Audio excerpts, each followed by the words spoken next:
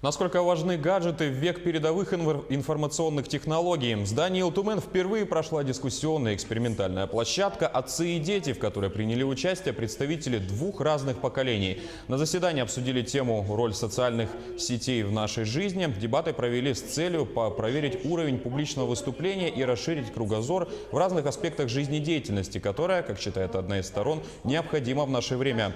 Мероприятие было посвящено взаимопониманию взглядов разных сторон и получению опыта не только у взрослых, но и у детей.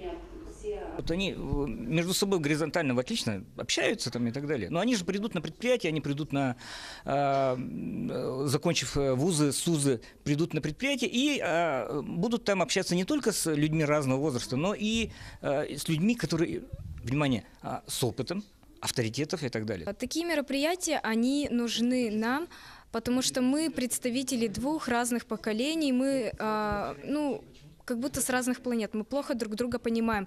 И поэтому такие дискуссионные площадки, они необходимы. Как таковой оппозиции прямо не было. Мы были солидарны, просто высказывали это немного в других формах.